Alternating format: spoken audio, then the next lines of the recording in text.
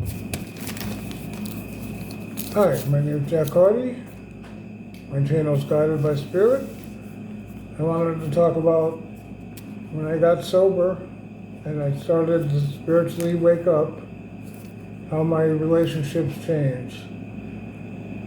Not dramatically, not overnight, but slowly, month by month, the people I used to be closest to just started to fade away. Some of them didn't understand me anymore. Some of them were uncomfortable with who I was becoming. And some of them I had to let go of myself. Nobody told me that spiritual awakening would be so lonely. Nobody warned me I would be walking alone for a while. Maybe you experienced some of this yourself. The chapter before the loss, when I quit drinking, Spirit started talking to me. I said it before, I meant it. What I didn't say is about what happened to my relationships when that door opened. For years, alcohol was doing something more than numbing my pain. It was keeping me in the version of myself that fit, that belonged, that had the same friends. And when the alcohol I took away, that version started to dissolve.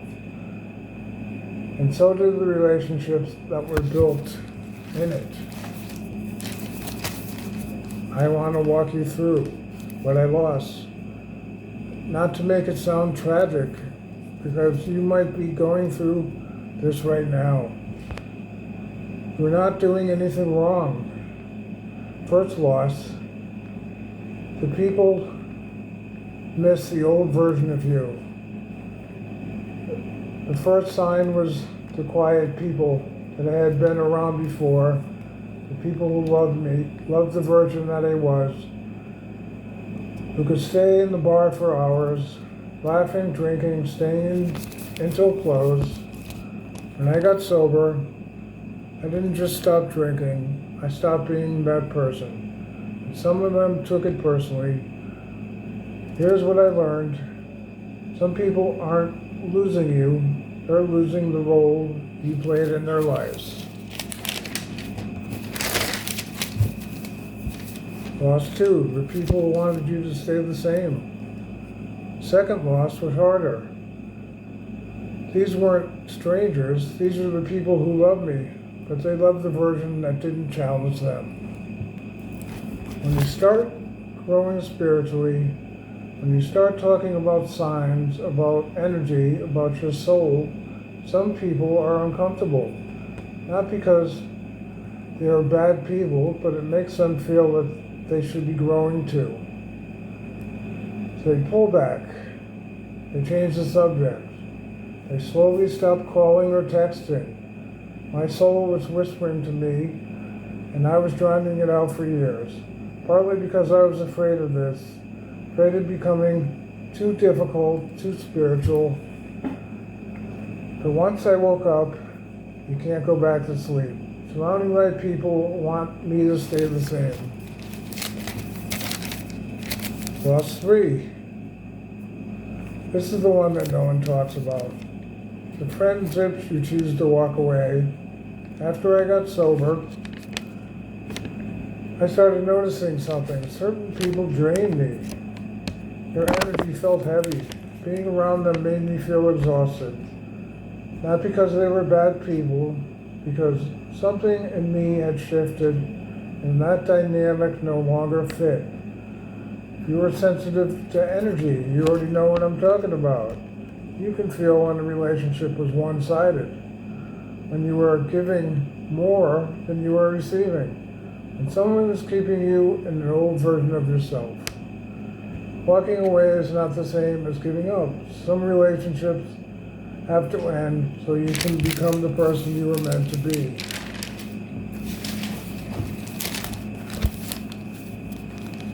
The actual physical loneliness, I want to be honest about this because part of the spiritual community doesn't really talk about it. There were nights early in my sobriety Early in my awakening, when I sat alone, I felt like being alone physically, but it felt like no one understood what was happening with me. That specific kind of loneliness. It's not about having people around, it's about feeling seen. And I felt for a while like I wasn't being seen. Maybe you can relate, by anyone. What I didn't understand then, what I understand now, is that the loneliness is temporary. It's the gap between who you were and who you are becoming. And in that gap, Spirit is the only one who can reach you. I don't want to leave you in the heavy part.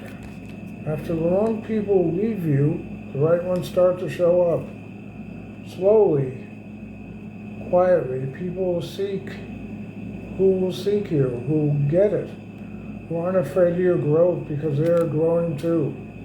Because the most important thing that fills the silence, or the new friends, is the community, is your relationship with yourself, with your spirit, with the voice inside you, whispering the whole time. Think of it as a reset button for your soul, for your aura. All the noise from the wrong relationships gone. I stopped needing the version of connection that kept me asleep. And what replaced it was deeper, realer, harder to find, but darn worth it. I share this because if you are in this lonely part now, if you're lost, you thought you'd be there forever, if you feel like no one understands what's happening inside you, I want to be clear. You're not doing it wrong. The loneliness is not a sign that you made mistakes. It's a sign that you're waking up. But you don't have to walk this alone. If you have been feeling that pull, that quiet knowing that something is shifting, even though it hurts, then trust it. Your soul is trying to reach you, and it's worth the cost. Thank you for following my journey. If this resonated, leave a comment, hit subscribe. I read every single one, positive or negative. I know from experience how much it helps to feel seen. And I'll see you in the next one. Starting the week of July 6th, I will be offering more free clarity calls for about 20 minutes. And you can talk about sobriety or waking up or what your experience is. I will also offer more time at a reasonable price. For example, $25 for 30 minutes. Thank you for watching this video.